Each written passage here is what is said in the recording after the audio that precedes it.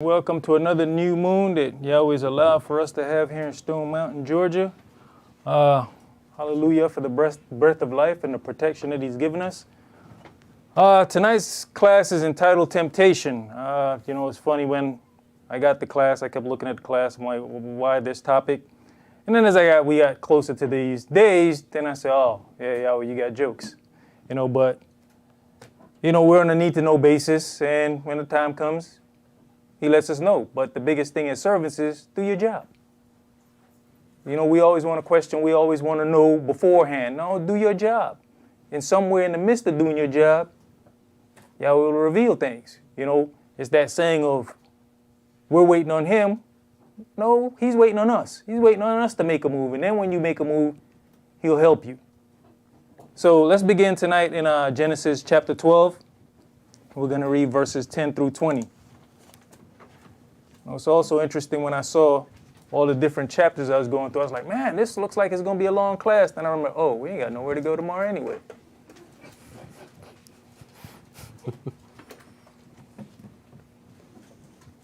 Genesis chapter 12, and we're going to start at verse 10. And there was a famine in the land, and Abram went down into Egypt to sojourn there, for the famine was grievous in the land. And it came to pass, when he was come near to enter into Egypt, that he said unto Sarai, his wife, Behold now, I know that thou art a fair woman to look upon. Therefore it shall come to pass, when the Egyptians shall see thee, that they shall say, This is his wife, and they will kill me, but they will save thee alive. Say, I pray thee, thou art my sister, that it may be well with me for thy sake, and my soul shall live because of thee. Now, when you look at this situation, he's telling her what to say to save his life and to save her life, to bring no harm upon either one of them. But in the society that we're living in today, men don't think about that. Brothers don't think about the presentation of their wife when they're going out in the streets. And we can look at history and see there's many a man dead and many a man in jail because of the presentation that was set forth when we left home. Because what happens? Now you've set temptation for somebody else. And we know they're walking in culture. So we know they're covered. But look at the culture that we have, or lack of culture that's here now, where men are walking out with their women half naked, if not naked. But then you're upset because somebody looks at her because she's feared to look upon. You should have taken this example and secured what was necessary to avoid problems. We set the temptation and think it's cool and are okay with the temptation. Go ahead. Verse 14, And it came to pass that when Abram was come into Egypt, the Egyptians beheld the woman, that she was very fair. The princes also of Pharaoh saw her and commanded her before Pharaoh, and the woman was taken into Pharaoh's house. So off the rip, every man know what he's got. Every man know what he's walking with. So don't pretend like you don't know, and don't pretend like you don't know certain situations or certain outfits gonna cause you problems and her problems. I remember my sister would cover her hair every now and again. And then one day she said, I realized that when I've got my hair covered up, being in culture, I get a different approach from men than when I have it all out. I'm just saying. Go ahead.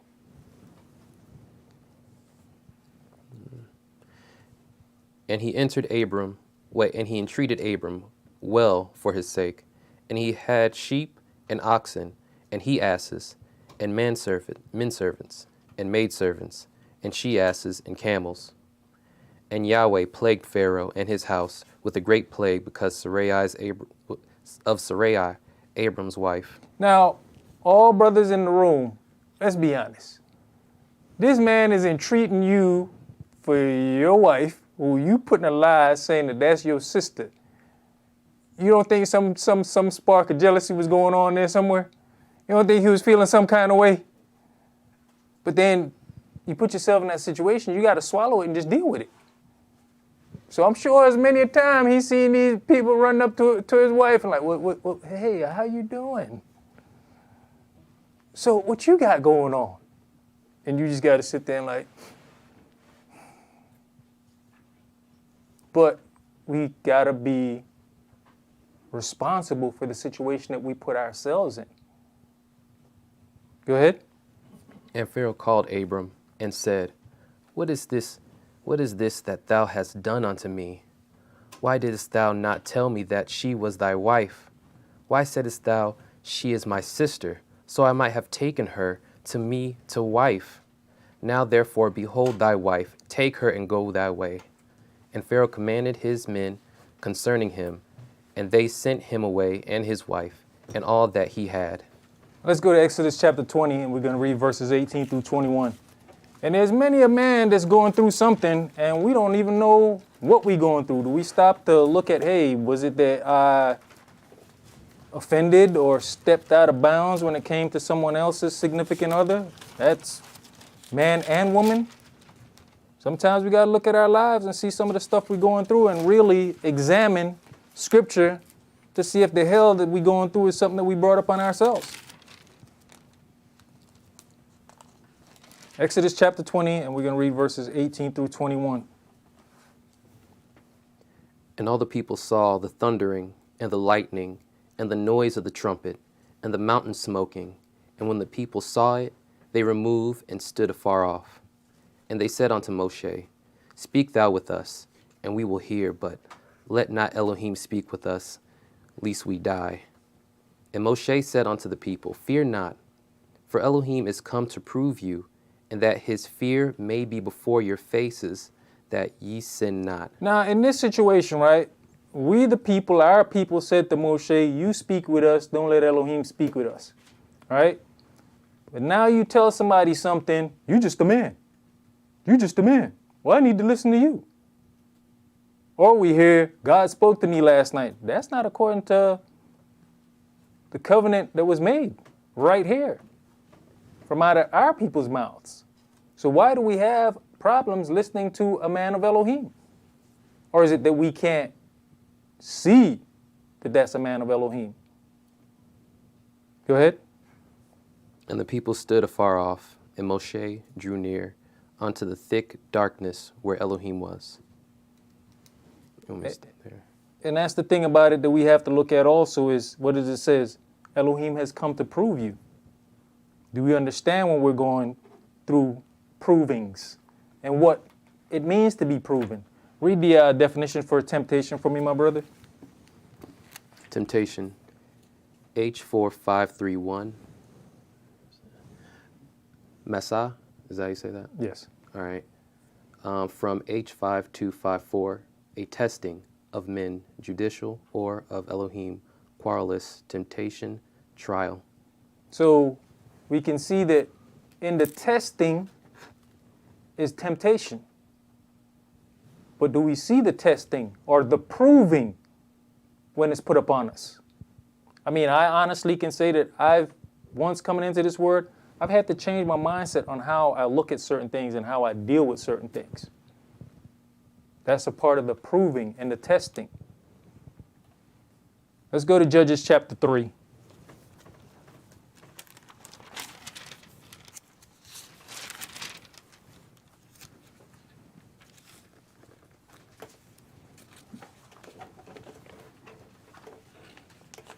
We're going to read verses 1 through 7.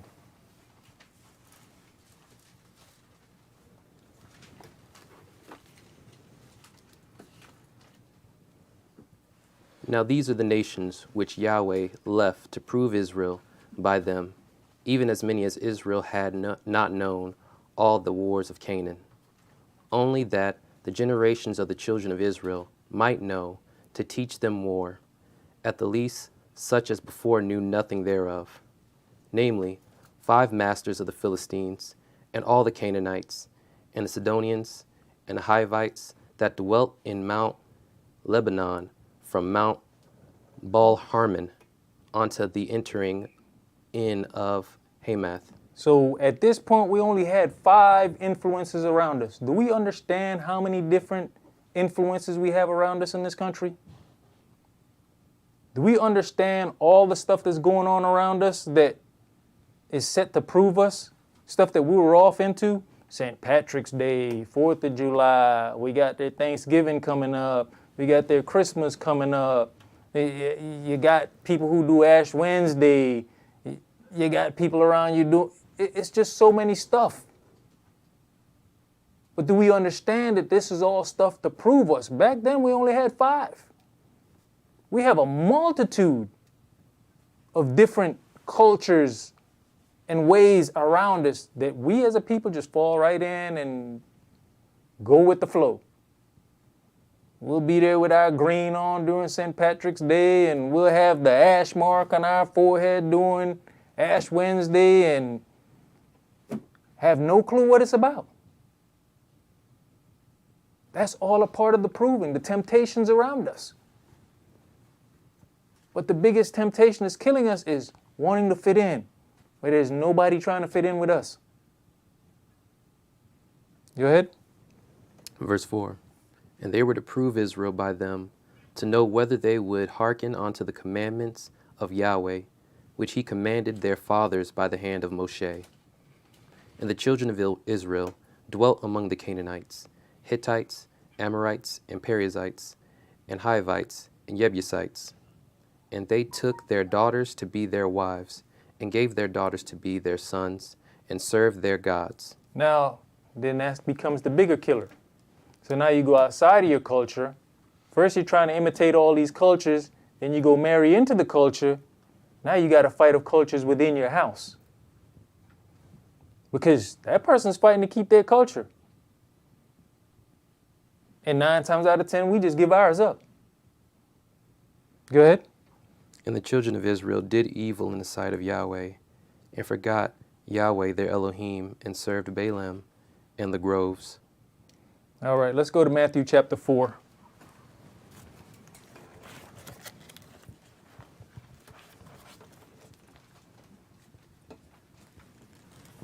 Matthew chapter 4, and we're going to read verses 1 through 11.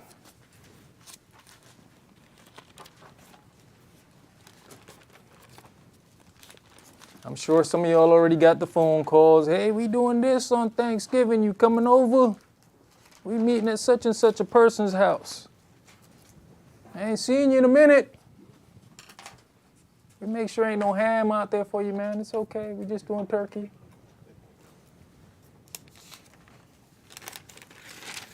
Matthew chapter 4, and we're going to read verses 1 through 11.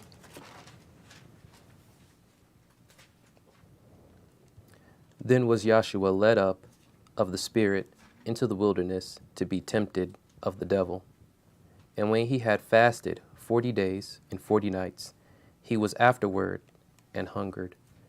And when the tempter came to him, he said, If thou be the Son of Elohim, command that these stones be made bread. Do we understand, or can we see when the tempter comes our way?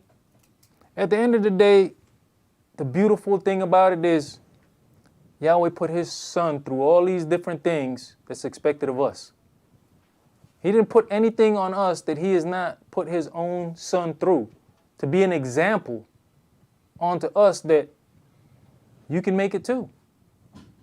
He didn't put a 40-day fast on us. We put it on ourselves a lot of times. Oh, you can have that. I'm not trying it. But, I mean, he's an example of being able to come here and be in a fleshly body and endure things that we may have to endure. As long as we walk in the righteousness of this word, as long as we choose to want to be in this culture. Right now, we can see more than ever how difficult it is to stand in this culture. And at some point, I just had to tell one of my boys, it's a decision. You really have to say it right now, like Kanye saying, hey, y'all don't have to kill me. At this point in time, are you standing up for it? They are serious about this thing. But why? Because we finally want to be a people? It's fine when we're not a people. They're okay with us being nothing. But now that we are standing up to be a people, to be something, it's a problem. We get all these anti-defamation, this, that. What about the defamation of our character? We say something, nobody listens. We lazy. All we want to do is depend on the system. We've heard we ugly, we ain't no good. But the minute we stand up, there's always negatives. You say something about another group of people,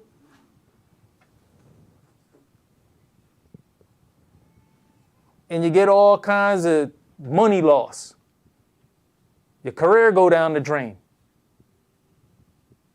But you are the people that have helped to push this narrative as well.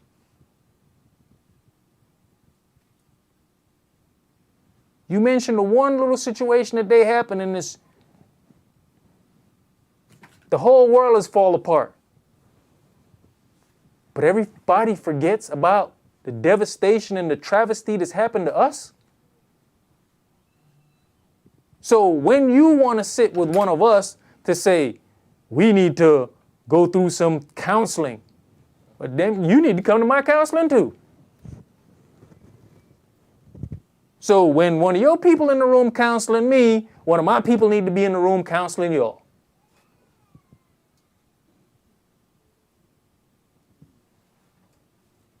If I do something wrong, I get to have an attorney present, right? So if you said I've done something wrong, I need to have representation on my side as well when I'm coming into your arena. Go ahead. Verse 4. But he answered and said, It is written, Man shall not live by bread alone, but by every word that proceedeth out of the mouth of Elohim. Then the devil taketh him up into the holy city, and sitteth him on the pinnacle of the temple, and said unto him, If thou be the Son of Elohim, cast thyself down, for it is written, He shall give his angels charge concerning thee, and in their hands they shall bear thee up, lest at any time thou dash thy foot against a stone. Yahshua said unto him, It is written again, Thou shalt not tempt Yahweh thy Elohim. Again the devil taketh him up into an exceeding high mountain, and showeth him all the kingdoms of the world, and the glory of them, and saith unto him, All these things will I give thee, if thou wilt fall down and worship me. And this is what our people are continuously going through, whether they in the sports arena, the music arena, even in the workforce, to get certain positions. These temptations are continuously being put before us, but guess what? You need to fall down and worship me to get this. Nobody talks about the stuff our people have to go through to get a position.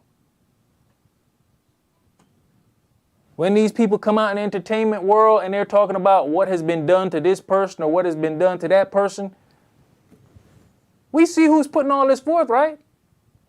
It's Satan that's presenting this, right? So if I then turn around and say you're Satan, am I wrong? You're acting as Satan. I can't use my merit to get me where I want to go. I've got to do favors to move up the ladder. I've got to do favors to get my music out. I've got to do favors to open a business. That's Lucifer. Because in worshiping, that means you're going to do what I tell you to do. Isn't that worship? And then there's many people who have walked away when those things have been presented. You look at some of the same people who got negative to say about brothers or sisters when they say, hey, I've got some knowledge on who I am. You look at them same people and see, didn't they bow down and worship? Are you mad because I stepped out and didn't step into the arena that you stepped in? I didn't take the route that you took, so now you mad with me? How about help others of us not to have to go through the same thing?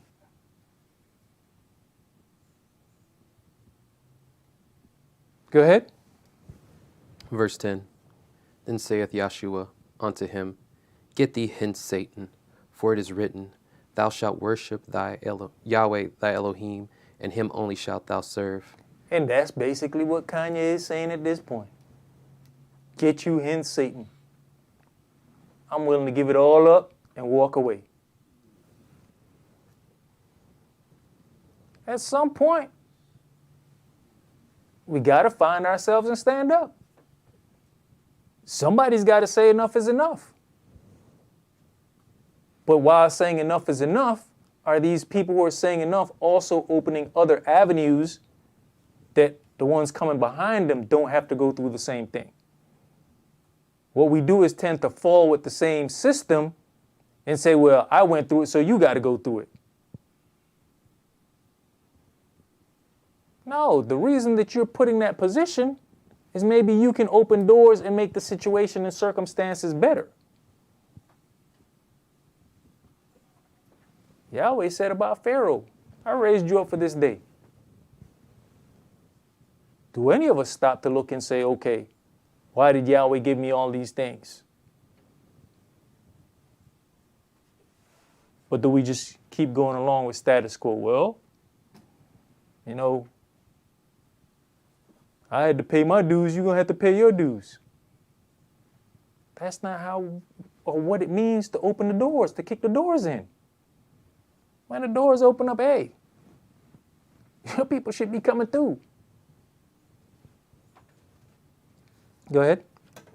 And then the devil leaveth him, and behold, angels came and ministered unto him. And that's another thing. Once people get into these situations and circumstances, do they have anyone there to minister onto them? Or is it like we see, all the bashing and the backbiting and the putting down?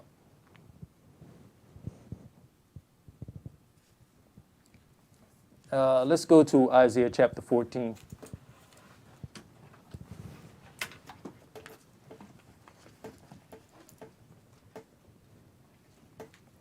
Isaiah chapter 14, and we're going to read verses 12 through 15.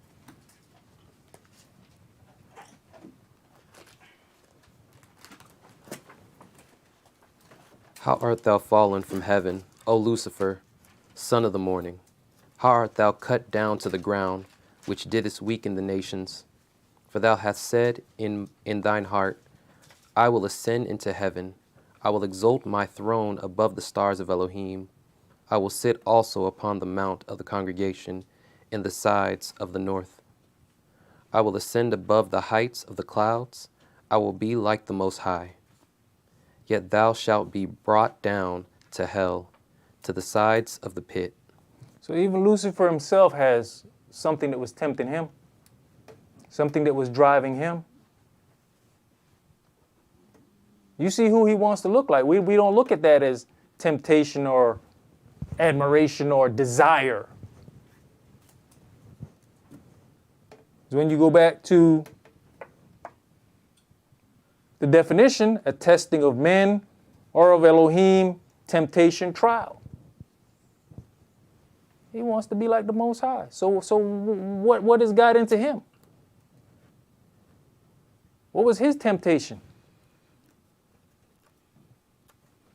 We see the temptation of Yahshua that he put forth on Yahshua.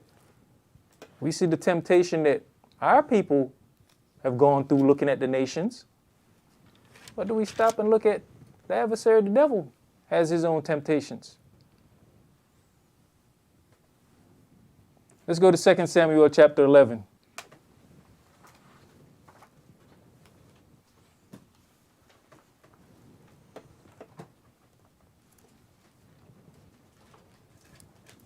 Second Samuel chapter 11, and we're going to read verses 1 through 4.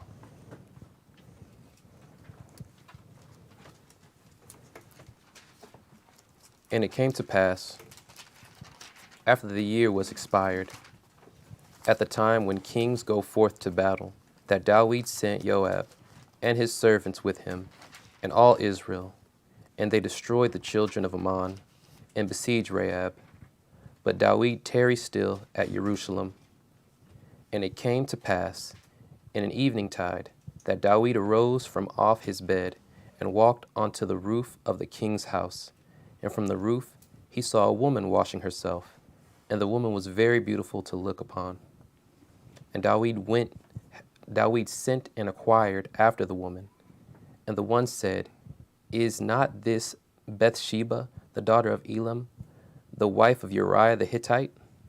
And David sent a messenger, and took her, and she came in unto him, and he lay with her, for she was purified from her uncleanness, and she returned unto her house.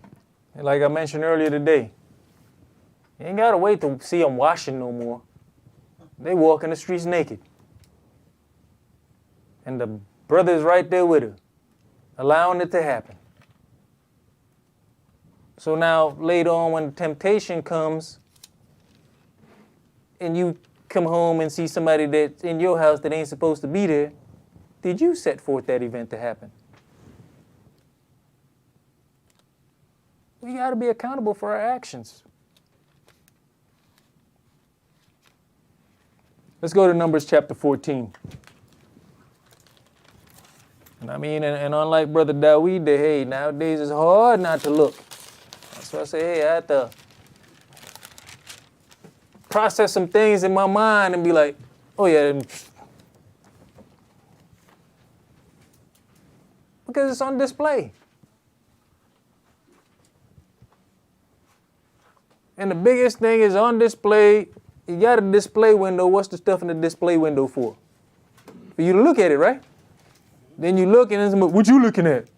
What you got on display? I'm sorry, I thought it was a storefront. It is. Nothing left of the imagination anymore. Go ahead, my brother. Numbers chapter 14, verses 20 through 22. Verses 20 through 24. It's Numbers chapter 14. We're going to start at verse 20. And Yahweh said, I have pardoned according to thy word. But as truly as I live, all the earth shall be filled with the glory of Yahweh, because all those men which have seen my glory and my miracles, which I did in Egypt and in the wilderness, and have tempted me now these 10 times, and have not hearkened to my voice. Surely they shall not see the land which I swear unto their fathers, neither shall any of them that provoked me see it. But my servant Caleb, because he had another spirit with him, and hath followed me fully, him will I bring into the land whereinto he went, and his seed shall possess it. So Yahweh said that he was tempted by the children of Israel 10 times. So we got man's temptation. We saw Yahshua's temptation. We got an understanding of Lucifer's temptation. Boy, even Yahweh can't get away from this temptation. So let's see if we can't cover these 10 temptations that Yahweh just mentioned. Let's begin in Exodus chapter 14, and we're going to read verses 10 through 12. And, when I was talking about it's a window and it's on display, I heard the sisters laughing. I mean, even my sisters, when y'all walking and y'all out with us, y'all should be, what the hell she got on? No, the hell she didn't. Because it's on display, so that means everybody's supposed to see.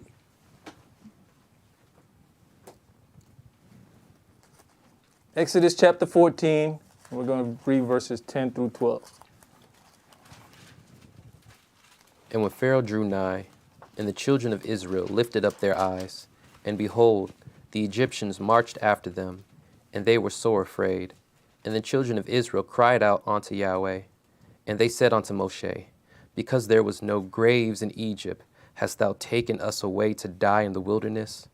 Wherefore hast thou dealt thus with us, to carry us forth out of Egypt? Is not this the word that we did tell thee in Egypt? Say, Let us alone, that we may serve the Egyptians, for it had been better for us to serve the Egyptians than that we should die in the wilderness. Understand this. Even though they're talking to Moshe, or they're saying this to Moshe, they're really talking to Yahweh. Because they said, wouldn't it be better for us to serve the Egyptians than for you to bring us out here to serve this Yahweh? That's basically what they're saying. Okay? So yeah, they talking to Moshe, but they talking at him, but to Yahweh. And then as we go on, we can understand this temptation then does what? Causes Yahweh to have to part the Red Sea so they can go through. So that's the first provocation, the first temptation. Let's go to Exodus chapter 15.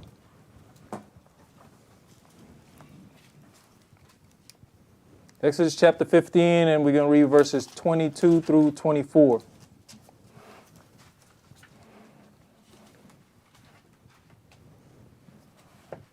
So Moshe brought Israel from the Red Sea, and they went out into the wilderness of Shur. And they went 3 days in the wilderness, and found no water. So this is the Red Sea from that last conversation. Yahweh had to bring them through. Go ahead. And when they came to Merah, they could not drink of the waters of Merah, for they were bitter. Therefore, the name of it was called Merah.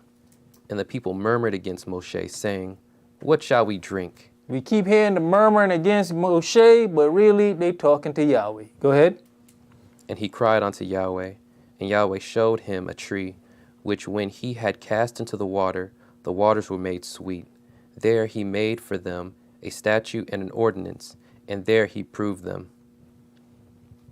And said, If thou wilt diligently hearken to the voice of Yahweh thy Elohim, and wilt do that which is right in his sight, and will give ear to his commandments, and keep all his statutes, it will put none of these diseases upon thee, which I have brought upon the Egyptians, for I am Yahweh that healeth thee. All right. So that's the second one. Let's go to Exodus chapter 16. Yahweh enduring these temptations.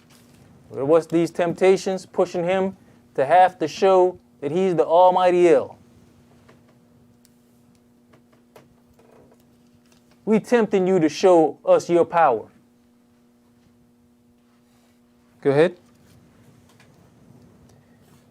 And they took their journey from Elim, and all the congregation of the children of Israel came unto the wilderness of Sin, which is between Elim and Sinai. And the 15th day, On the 15th. on the 15th day of the second month, after their departing out of the land of Egypt, and the whole congregation of the children of Israel murmured against Moshe and Aaron in the wilderness.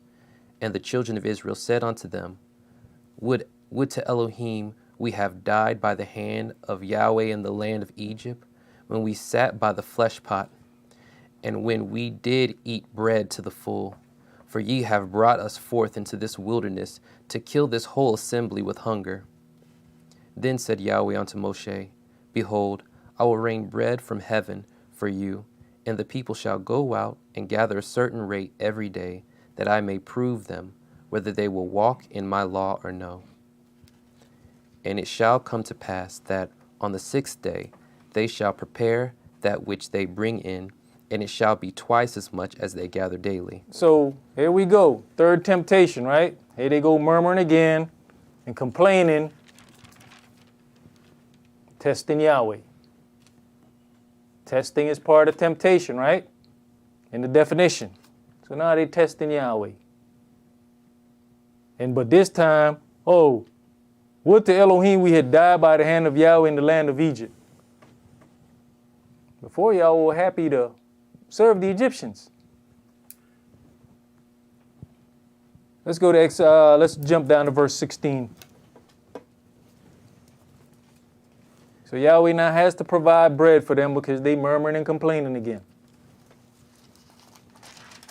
This is the thing which Yahweh hath commanded. Gather of it every man according to his eating, an omer for every man, according to the number of your persons. Take ye every man for them which are in his tents. And the children of Israel did so, and gathered some more, some less. And when they did meet it with an omer, he that gathereth much had nothing over, and he that gathereth little had no lack. They gathered every man according to his eating. And Moshe said, Let no man leave it till the morning. Notwithstanding, they hearkened not unto Moshe, but some of them left of it until the morning, and it bred worms and stank. And So, here we go again. Not listening. Moshe gave the commandment, but it came from Yahweh. So now you're going to test the situation and do what was said not to be done by leaving this food over. And now it's breeding worms and it's stinking. Testing again. It's part of temptation. That's number 4.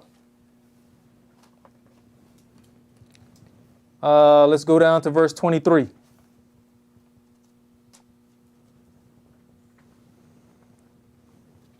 Start at verse 23. Right.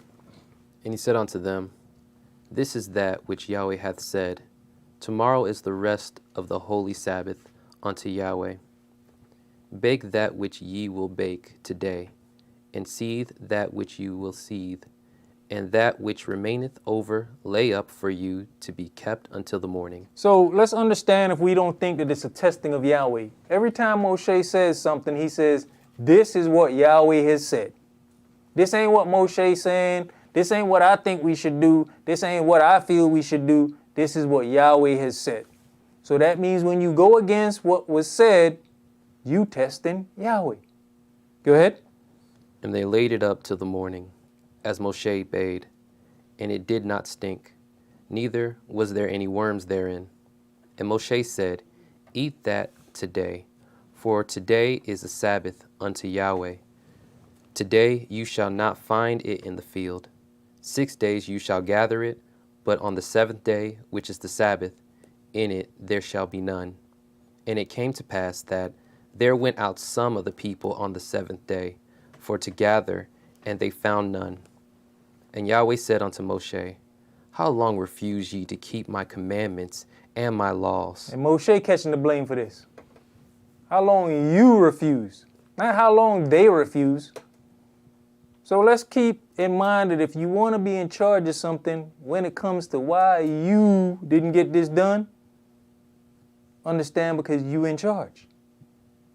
Like I tell my brother a lot of times over the maintenance department, hey brother, learn to delegate. But even though you delegate, and if it don't go right, it's your fault.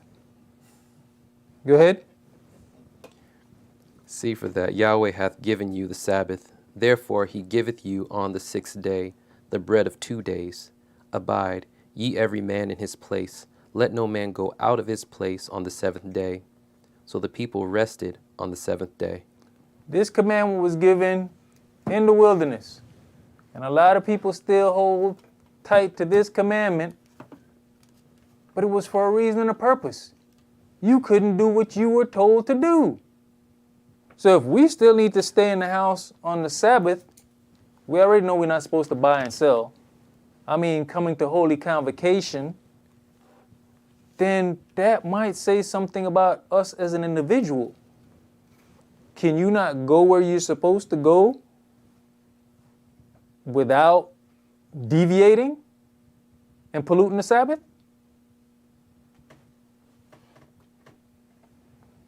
All right, so we just looked at what? Temptation number 5, right? People going out on the 7th day to go gather. Let's go to Exodus chapter 17. And we're going to read verses 1 through 7.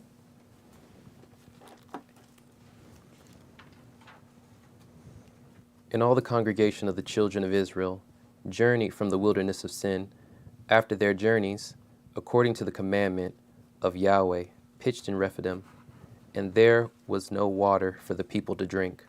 Wherefore the people did chide with Moshe, and said, Give us water that we may drink. And Moshe said unto them, Why chide ye with me? Wherefore do ye tempt Yahweh? You see what Moshe said? Who you tempting? Yahweh. They chiding with him or they fussing with him, but he says, y'all tempting Yahweh. Go ahead. And the people thirst there for water. And the people murmured against Moshe, and said, Wherefore is this that thou hast brought us up out of Egypt to kill us, and our children, and our cattle with thirst? You keep seeing this thing. They keep going back to Egypt like it was the greatest thing. How many of us, when we get up out of here, man, in America, we were doing this. Boy, wonder why they caused America to blow up. And boy, I wish I was in America. Boy, in America, I had me a caddy. Boy, the sound system, boy, why they brought us over here to Israel? Man, the systems ain't like the systems in America. Boy, and the roads ain't that good, you know what I'm saying? I had my low ride and I just used to go down the road, you know what I'm saying? But these, this is dirt and sand. Man, why Yahweh bring us here? We chips off the old block. So we gotta start conditioning our mentals for future. Man, boy, I had them plush leather seats. Now all I got is this cowhide to ride on this cow. Go ahead, man. And Moshe cried unto Yahweh, saying, What shall I do unto these people? They be almost ready to stone me. Now it's funny, right? He talking to Yahweh and saying, what shall I do unto these people? Now Moshe ready to do something to the people. Man, they keep coming at me, man. Go ahead. And Yahweh said unto Moshe, Go on before the people, and take with thee of the elders of Israel, and thy rod, wherewith thou smite the river, take in thine hand, and go. Behold, I will stand before thee there upon the rock of Horeb, and thou shalt smite the rock, and there shall come water out of it, that the people may drink. And Moshe did so in the sight of the elders of Israel. And he called the name of the place Massah and Meribah, because of the chiding of the children of Israel. Now, what was that word you just said? Massah. Okay, you remember that? What was that? You remember reading that earlier? Yes, sir. Okay. So he called it what? Massah. What does that mean? Temptation. Okay, all right, go ahead. Because of the chiding of the children of Israel, and because they tempted Yahweh, saying, Is Yahweh among us or not? All right, that's temptation number 6. Let's go to Exodus chapter 32, and we're going to read verses 1 through 10. So it's funny how our people had a way of naming places after what they were going through and naming kids after what they're going through.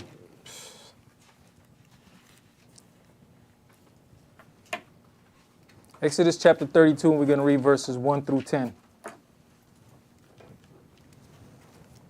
And when the people saw that Moshe delayed to come down out of the mount, the people gathered themselves together unto Aaron, and said unto him, Up, make us gods, which shall go before us. For as far as for this Moshe, the man that brought us up out of the land of Egypt, we know not what is become of him. And Aaron said unto them, Break off the golden earrings which are in the ears of your wives, of your sons, and of your daughters, and bring them unto me. And all the people break off the golden earrings which were in their ears, and brought them unto Aaron. And he received them at their hand, and fashioned it with a graving tool, after he had made it into a molten calf. And they said, These be thy gods, O Israel, which brought thee out of the land of Egypt. So after the thunderings, the lightnings, and the constant provisions that Yahweh provides for them, when they complain to Moshe, they now gonna say, this is the God that brought you up out of Egypt. But yet, y'all keep wanting to go back to Egypt. but the Egyptian God brought you up out of Egypt. If that is not a straight temptation, I don't know what is. Of all the temptations, that one was a straight disrespect to Yahweh. Go ahead. And when Aaron saw it, he built an altar before it. And Aaron made a proclamation and said, "Tomorrow is a feast to Yahweh." And they rose up early on the morrow and offered burnt offerings and brought peace offerings. And the people sat down to eat and to drink and rose up to play. And Yahweh said unto Moshe, Go, get thee down, for thy people which thou broughtest out of the land of Egypt have corrupted themselves. Now they no more Yahweh's people, they Moshe's people. Those your people. You know, just like we do, that's your son, that's your daughter when they being bad. Hey, Yahweh said, no, those are your people.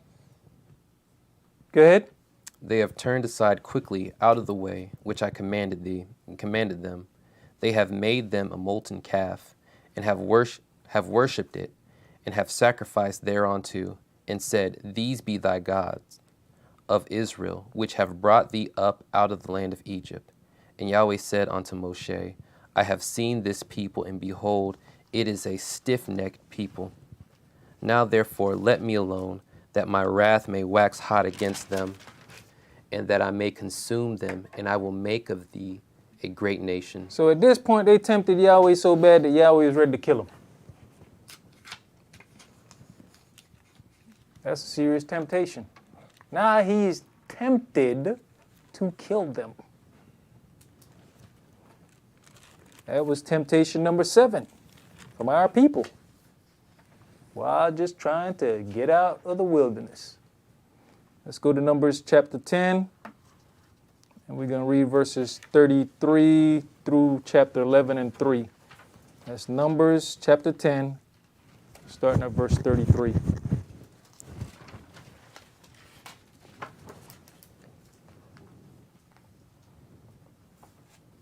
And they departed from the mount of Yahweh 3 days' journey, and the ark of the covenant of Yahweh went before them in 3 days' journey to search out the resting place for them.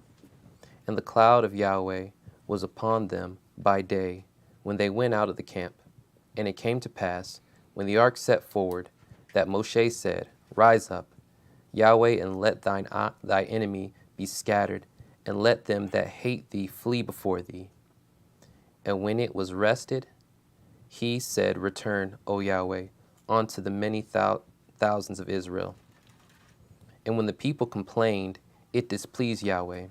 And Yahweh heard it, and his anger was kindled.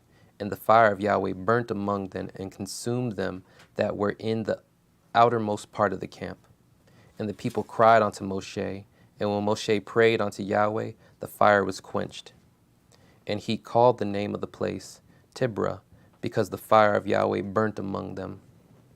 So once again, our people complaining to Yahweh, tempting Yahweh, and Yahweh provides for them. Let's go to read verse 4 through 10 for me. And the mixed multitude that was among them fell a-lusting, and the children of Israel also wept again, and said, Who shall give us flesh to eat? We remember the fish which we did eat in Egypt freely, the cucumbers and the melons and the leeks and the onions and the garlic. And up to this day, we are still those people who will jump and push somebody else's cause. It says the mixed multitude that was among them fell a-lusting.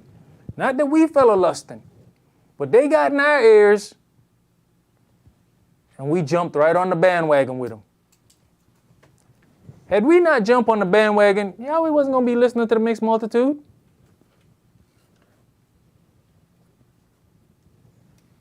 Yahweh listens to what the children of Israel has got going on. But every time we put him in a bad situation, how's that looking on him? If we're not mindful of what we're requesting, people have learned one thing. that when the children of Israel call upon Yahweh, he will respond. That might be a reason why certain things don't want to be put out in the air. Go ahead. Verse 6. But now our soul is dried away. There is nothing at all besides this manna before our eyes. And the manna was as coriander seed, and the color thereof as the color of bdellium. And the people went about and gathered it, and ground it in mills, or beat it in a mortar, and baked it in pans, and made cakes of it, and taste of it was it as the taste of fresh oil. And when the dew fell upon the camp in the night, the manna fell upon it. Then Moshe heard the people weep throughout their families, every man in the door of his tent, and the anger of Yahweh was kindled greatly. Moshe also was displeased. So once again, when the children of Israel gets displeased, and we as a multitude call upon Yahweh, and that's the problem. More and more of us are becoming displeased. They keep pushing these agendas, not realizing that you're pushing us right where Yahweh wants us to be. And when we get right where Yahweh wants us to be, and we start calling on him in unison for the same thing, or your destruction is but a short time away. It's better if you go ahead and accept that we've accepted who we are and leave us alone, and maybe your time might be prolonged a little bit more. But as you keep fighting and agitating, because now I see more and more people in position with a microphone are taking that risk to say, nope, I'm going to put it on the line.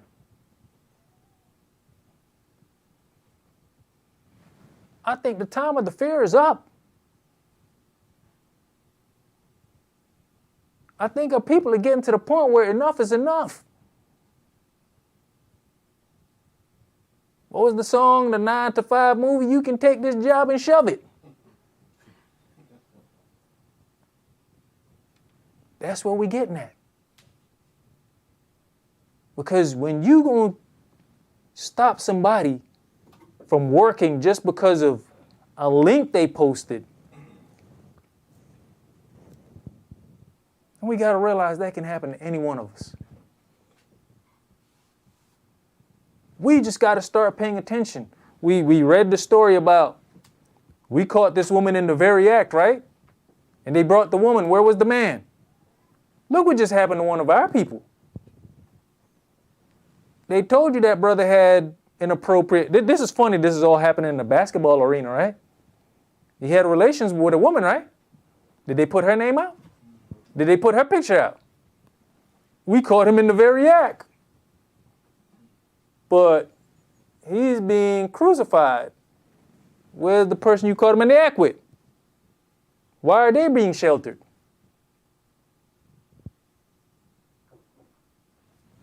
We got to look at how unjust this is. And all it's doing, or what it should do, is bring us closer and closer together. That we start standing up for each other.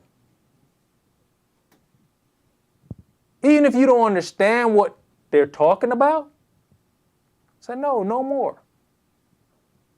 And then get with a person and say, man, explain this to me, please. Because most of us in this room can sit down and probably admit that more people are now reaching out to you because of all this chaos. Brother, can you tell me what it was you were talking to me about 15 years ago? Can you explain that to me now? And then you got others just look at you and then, don't say nothing to me. Why? Because they don't want you to go, I told you so.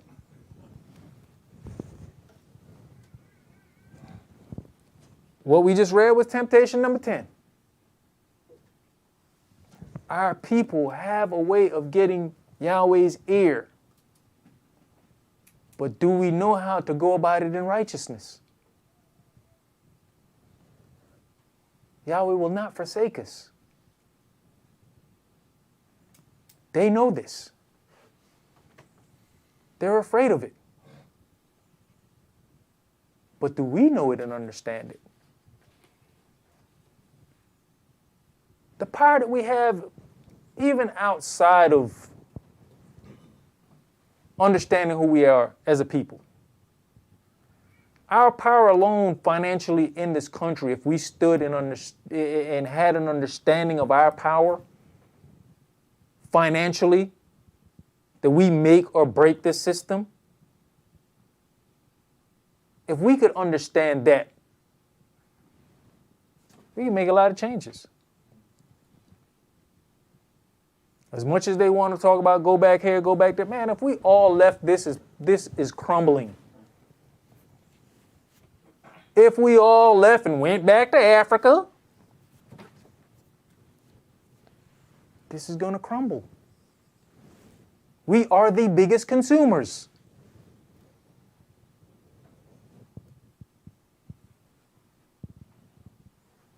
Should be at the point of, hey, don't say it unless you really mean it.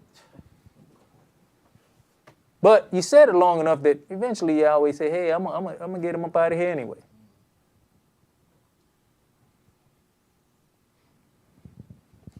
Let's go to 1 Corinthians chapter 10.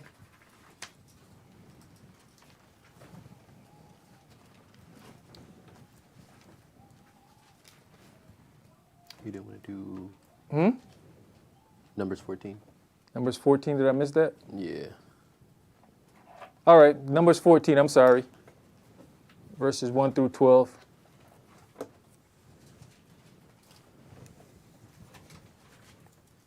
People in the media room probably, what is he doing?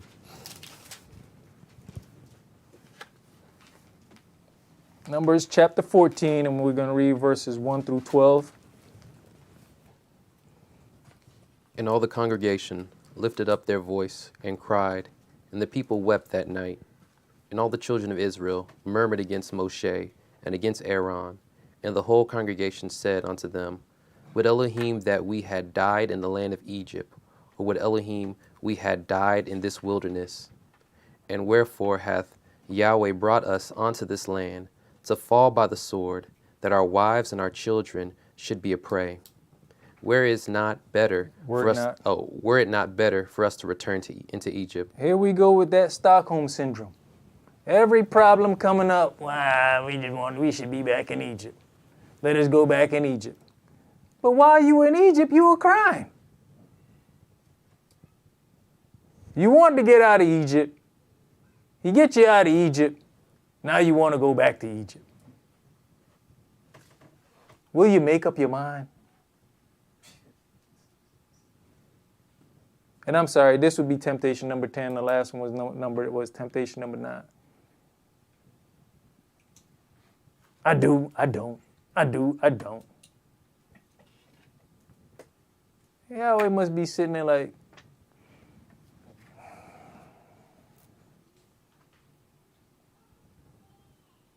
call me when you make up your mind. And really and truly, maybe that's why sometimes our prayers don't get heard. Because you put it out there, and then y'all would be like, yeah, let me give them a couple of days. They ain't going to change their mind. At least I jump and react, and then I have to undo everything I just did. And even with us, when things are set forth to you,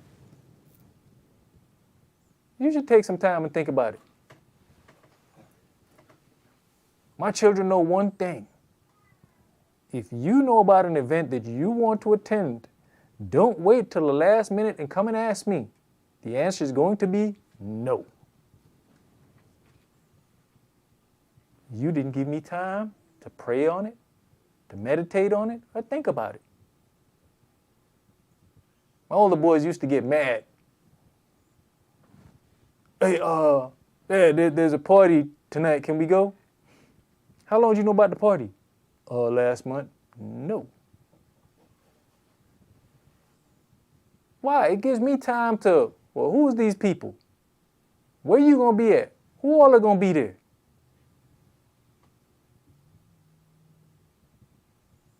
Sometimes you might want to go know the parents. Your son keeping a party. My son doing what? Oh, you didn't know? Interesting. And it's funny because situations and circumstances happen where parents don't talk. The parents of the two sides don't come together and talk. I had a situation with one of my boys. We going to court because this family want to go to court because of this situation. But we sitting on a jewel of paperwork that I know is going to make y'all look bad. We in court, and I said, man, none of the adults have spoken. But the people that's running the show is the teenagers. We end up in this situation at court because of the teenagers. And the adults have not spoken, but we already at court. I had to say, hey, excuse me, y'all mind if I talk to y'all? So we sat down and started talking. They said, you know what? We good. We ain't going through with this. We can settle this between us. We'll make sure she stay away from him, and y'all make sure he stay away from her. I think that's a good decision. Because what I was about to present in front of the judge, you wasn't going to like it. But see, at the same token, I have to look out for another black family and look at the destruction that was going to cause. So do I sit there and say, hey, I got an ace up my sleeve and just laugh and know I'm about to destroy a family? No, I'm going to give you an opportunity. Look here, I think you need to read these papers that your child wrote about you. And if that gets in front of the judge, what do you think is going to happen to you?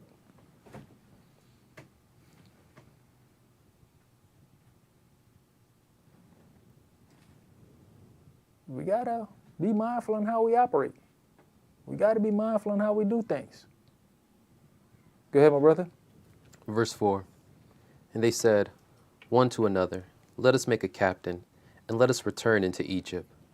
Then Moshe and Aaron fell on their faces before all the assembly of the congregation of the children of Israel, and Joseph, and the son of Nun, and Caleb the son of Yephani, which were of them that searched the land, rent their clothes, and they spake unto all the company of the children of Israel, saying, the land which we passed through to search it is exceedingly good land.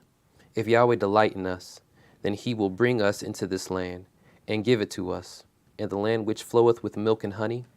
Only rebel not ye against Yahweh, neither fear ye the people of the land, for they are bread for us. Their defense is departed from them, and Yahweh is with us. Fear them not. But all the congregation bade stone them with stones. And the glory of Yahweh appeared in the tabernacle of the congregation before all the children of Israel. When we go back to verse 9, only rebel not you against Yahweh. Okay, this is for us in this day and age too. Only rebel not you against Yahweh, neither fear you the people of the land. And that's been our biggest problem. The fear of the people of this land and what they're going to do to you. They're going to take your job. They're going to do this. They're going to do that. The only reason you should be fearing is if you're rebelling against Yahweh, because then you know Yahweh ain't with you. Because then after that it says, for they are bread for us. Their defense is departed from them, and Yahweh is with us. Fear them not. As long as you not rebelling against Yahweh, there's no defense for them against you.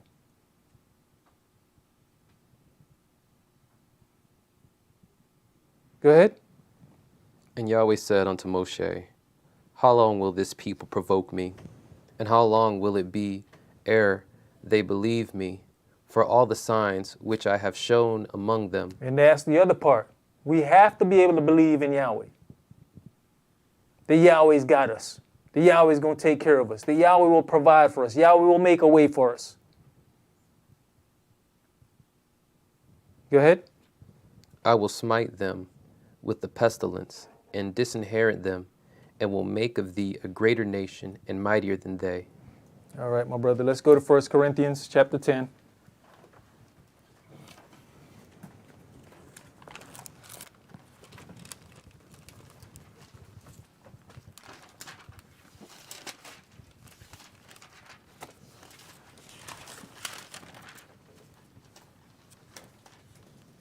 First Corinthians chapter 10, we're going to read verses 1 through 13.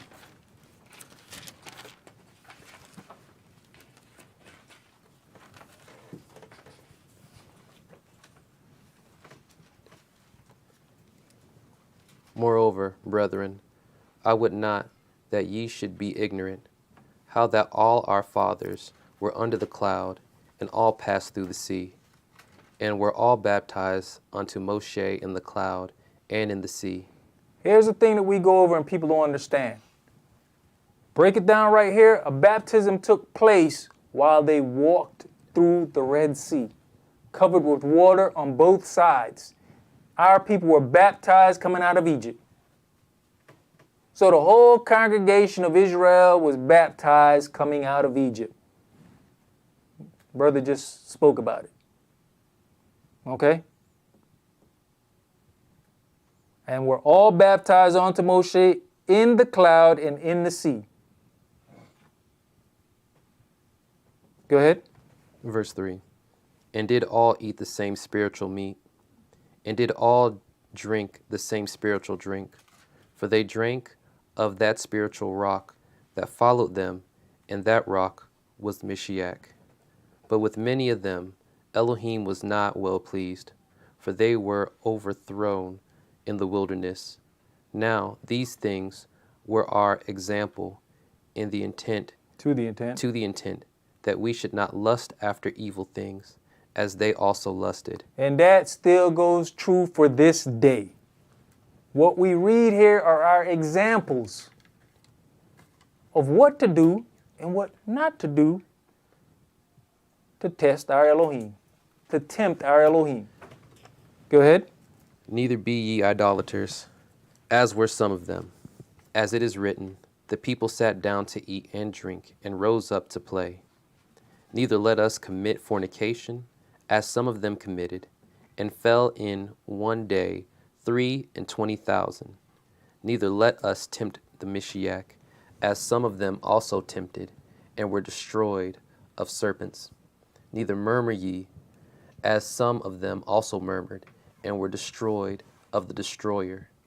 Now all these things happen unto them for ensample, and they are written for our admonition,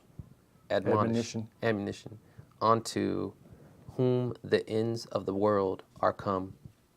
Wherefore let him that thinketh he standeth take heed lest he fall. In other words, judge yourself before you be judged. All right, give me the definition for temptation. This is the Greek definition for temptation. Temptation, G3803. Pagis, from G4078, a trap as fastened by a noose or notch, figuratively a trick or stratagem, temptation, snare. And that's what we got to look out for, the snares, the tricks, the traps that's all around us. They gonna do their Easter, they doing their Thanksgiving tomorrow. We got to endure their Christmas coming up, all traps and snares if we're not being careful, because you'll get the phone calls. Then they got their New Year's coming up. We're in the midst of temptations. But we got each other to lean on. We got this book to go through and look at the ensamples or examples of how our people fell by the snares that were all around them. So, Yahweh be with us all. And that's all we're going to do for this evening. Enjoy your new moon. Shalom, family. Shalom.